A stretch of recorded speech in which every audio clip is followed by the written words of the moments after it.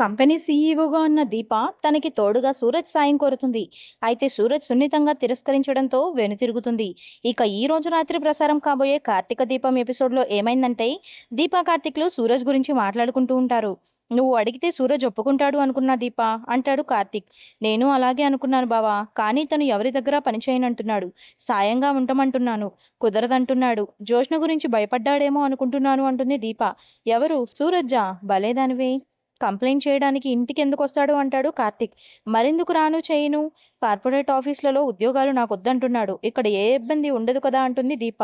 ఉండదు అని మనం అనుకుంటున్నాం, తనకు ఎలాంటి ఇబ్బందులున్నాయో మనకేం తెలుసు అంటాడు కార్తీక్. మళ్ళీ సమస్య మొదలుకొచ్చింది బావా. ఈ పనికి మారిన జోష్న నా మీద కోపంతో వచ్చే ఆర్డర్స్ను నాశనం చేస్తుంది. నేను తాత ముందు తలదించుకున్నాను. అది ఓకే, కానీ నా నష్టం ఎవరికి? అందరికీ కదా అంటుంది దీప.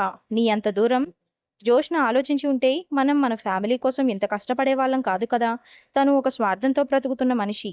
తను గెలవడానికి ఎవరిని నాశనం చేయడానికైనా వెనకాడదు అంటాడు కార్తీక్. తనను తిట్టి లాభం ఏముంది బావా? పోనీ ఒక పని చేద్దామా? సూరజ్ ఒప్పుకోలేదు కాబట్టి మరో మనిషిని పెట్టుకుందామా? స్వప్నను పెట్టుకుందామా? స్వప్న బాగా చదువుకుంది, ఇప్పుడు ఖాళీగానే ఉంటుంది. తను నా పక్కన ఉంటే నాకు సంతోషంగానే ఉంటుంది అంటుంది దీప. వద్దు దీప అంటాడు కార్తీక్. మీ చెల్లి నా దగ్గర పనిచేయడం ఇష్టం లేదా అంటుంది దీప. అసలు మా చెల్లె పనిచేయడమే ఇష్టం లేదు. తన కాపురం ఇప్పుడిప్పుడే సెట్ అవుతుంది. మళ్ళీ నీ దగ్గర అసిస్టెంట్గా జాయిన్ చేశానంటే కాశీకి స్వప్నకు దూరం పెరుగుతుంది. అది వాళ్ళ కాపురానికి అసలు మంచిది కాదు. జోష్నకు స్వప్నకు అసలు పడదు కదా. జోష్న ఏదైనా నోరు జారిందంటే స్వప్నను కంట్రోల్ చేయడం నా వల్ల కాదు. ఆఫీస్లో రోజు కులాయిల దగ్గర జరిగే గొడవలాగా ఉంటుంది అంటాడు కార్తీక్. నేను సర్ది చెబుతాను అంటుంది దీప. ఏంటి సర్ది చెప్పేది? మా నాన్న గురించి నీకు తెలుసు కదా.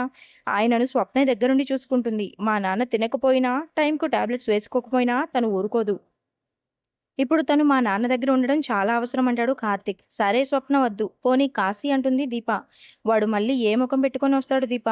ఒకవేళ వచ్చినా జోష్న పారు కలిసి వాడిని పోల్యూట్ చేస్తారు. ఆలోచిద్దాం. ఏమో, సూరజ్ని ఆఫర్ గురించి ఆలోచిస్తాడేమో. సూరజ్ మనసు మారితే సంతోషమే, మారాలి అని కోరుకుందామంటాడు కార్తీక్. మరోవైపు సూరజ్ తన స్టాల్లో పనిచేసే కుర్రాడితో కలిసి ఇంటికి వెళ్తుంటాడు. సరే అన్నా, ఆటో బుక్ చేసావా అంటాడు సూరజ్ దగ్గర పనిచేసే కుర్రాడు. ఆటో ఎందుకురా, ముందుకు వెళ్తే షేరింగ్ ఆటోస్ ఉంటాయి అంటాడు సూరజ్. దీంతో సరే అని చెప్పి ఆ కుర్రాడు వెళ్ళిపోతాడు. కాసేపటికి జోష్న పెట్టించిన ఇద్దరు రౌడీలు వచ్చి సూరజ్తో గొడవ పడతాడు. ఇద్దరూ కలిసి సూరజ్ పై దాడి చేసి కర్రలతో చితకబాదుతారు. సూరజ్ ఎంతగా ట్రై చేసినా వారిద్దరిని ఆపలేకపోతాడు. ఆ ఇద్దరిలో ఒక రౌడీ సూరజ్ను కొట్టడం వీడియో తీసి జోష్నకు పంపిస్తారు. పోలీస్ సైరన్ వినిపించడంతో ఆ రౌడీలు ఇద్దరూ పారిపోతారు. మరోవైపు పారిజాతంతో జోష్నతో ఏమే, నువ్వనుకున్నది జరిగిందో లేదో అంటుంది పారిజాతం. అప్పుడే జోష్న ఫోన్కు సూరజ్ కొడుతున్న వీడియో రావడంతో పారిజాతంకు చూపిస్తుంది. వీడియో చూసారా మేడం? గట్టిగానే కొట్టాం మేడం, మీరు చెప్పినట్లే చెయ్యి విరగ్గొట్టాం మేడం అని ఫోన్ చేసి జోష్నతో చెబుతాడు ఆ రౌడీ. వెరీ గుడ్, ఏదైనా అవసరమైతే ఫోన్ చేస్తాను, మీరు అక్కడి నుంచి వెళ్ళిపోండి అంటుంది జోష్న. చూడు గ్రాని, జోష్న జోలికి వస్తే ఎవరికైనా ఇదే గతి పడుతుంది. వీడు నాకు చేసిన అవమానానికి వీడిని చంపేయాలి, కానీ ఇలాంటి వాడిని వెంటనే చంపేయకూడదు. నన్ను చూసిన ప్రతిసారి వీడు భయపడాలి, అదే నిజమైన చావు అంటుంది జోష్న కోపంగా. అసలు వీడు దీప ఏం మాట్లాడుతున్నారంటావు అంటుంది పారిజాతం అనుమానంగా. ఇదంతా నాకు తెలీదు గ్రాని, కానీ నా శత్రువులు అందరూ ఒక్కటవుతున్నారని నాకు అర్థమైంది అంటుంది జోష్న. ఇప్పుడు వాడు మీ తాతతో చెబితే అని అడుగుతుంది పారిజాతం. ఏం చెప్తాడు? ఆ రోజు జరిగిన దానికి బావ సాక్ష్యం చెప్పాడు. మరి ఈ రోజు జరిగిన దానికి సాక్ష్యం ఎవరు చెబుతారు? నువ్వు చెబుతావా అంటుంది జోష్న. నేనెందుకు చెబుతానే, ఇప్పుడు మనం ఒకటి కదా అంటుంది పారిజాతం. ఏమో, అప్పుడప్పుడు నీ బుర్ర సరిగ్గా పనిచేయదు కదా అంటుంది జోష్న. ఇప్పుడు సరిగ్గానే పనిచేస్తుందిలే, కాకపోతే నిన్ను చెప్పేది ఒక్కటే, నువ్వు కొంచెం జాగ్రత్తగా ఉండు. ఆ సూరజ్ గాడు బాగా మొండడు, అనుమానం వచ్చిందంటే వదిలిపెట్టడు అంటుంది పారిజాతం. వాడు వదిలిపెట్టేదేంటి, నేనే వాడిని వదిలిపెట్టను అంటుంది జోష్న పొగరుగా. కొట్టించావు కదా, ఇంకేం చేస్తావని అంటుంది పారిజాతం. వాడు కోలుకొని ఇంకేం చేస్తానో వాడికే తెలియదు అంటుంది జోష్న. ఇక్కడితో వదిలేవే అంటుంది పారిజాతం. ఎక్కడిదాకా తీసుకెళ్లి వదిలాలో నాకు బాగా తెలుసు గ్రాని అని చెప్పి వెళ్ళిపోతుంది జోష్న. ఇదొక్కటి, దారిని పోయే కంపును తగిలించుకునేదాకా వెళ్ళదు అనుకుంటుంది పారిజాతం. బయట దశరథ కేక్ ఆర్డర్ చేయడం విని సంతోషంతో దశరథకు థ్యాంక్స్ చెబుతుంది శౌర్య. కేక్ నాకు ఇష్టమని ఆర్డర్ పెడుతున్నందుకు థ్యాంక్స్ తాతయ్య అంటుంది శౌర్య. కేక్ నీకోసం కాదమ్మా, మీ అమ్మమ్మ కోసం. ఈరోజు మీ అమ్మమ్మ బర్త్డే, ఎవరికీ చెప్పకు అంటాడు దశరథ. దీంతో సంతోషంతో ఇంట్లోకి పరిగెడుతుంది శౌర్య. వెనకే దశరథ పరిగెడతాడు. అమ్మ నాతో ఎందుకు చెప్పలేదు? ఈరోజు అమ్మమ్మ పుట్టినరోజంట కదా అంటుంది శౌర్య. ఏంటి, ఈరోజు అత్త పుట్టినరోజా అని అంటాడు కార్తీక్. అవునరా అంటాడు దశరథ. మాతో ఒక్క మాటైనా చెప్పలేదు అంటుంది దీప. నేనే చెప్పొద్దన్నాను అంటుంది సుమిత్ర. మమ్మీ నువ్వు చెప్పొద్దు అన్నంత మాత్రాన ఈరోజు నీ బర్త్‌డే అని మాకు తెలీదనుకుంటున్నావా మమ్మీ? అంటుంది జోష్న. అమ్మమ్మ బర్త్‌డే అని నీకు తెలుసా జో? అంటుంది శౌర్య. మీ అమ్మ అంటే పరాయిది. తనకు తెలియకపోవచ్చు. కానీ నేను కన్న కూతురిని. మా అమ్మ బర్త్‌డే గురించి నాకు తెలియదా? హ్యాపీ బర్త్‌డే మమ్మీ అంటుంది జోష్న.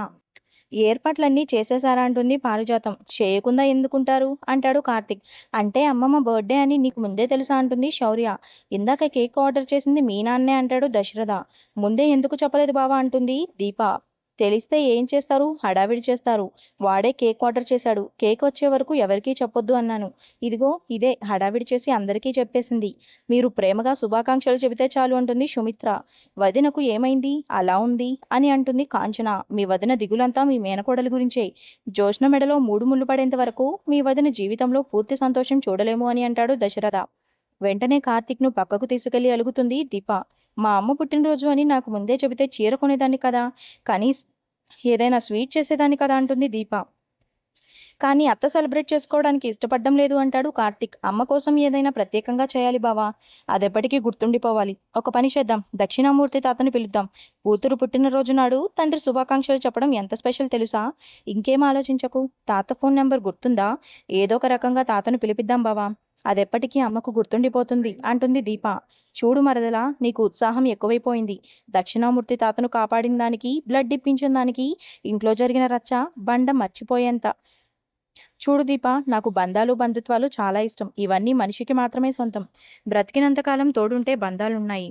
ఆ బంధాలు ఎప్పటికీ అలాగే ఉండాలని కోరుకుంటాను. దక్షిణామూర్తి తాత మంచోడా చెడ్డోడా నాకు తెలియదు. దూరంగా ఉన్న బంధాన్ని దగ్గర చేసి వీళ్ళను బాధ పెట్టడం కంటే దూరంగా ఉన్న బంధాన్ని దూరంగానే ఉంచేద్దాం మరదలా అంటాడు కార్తీక్.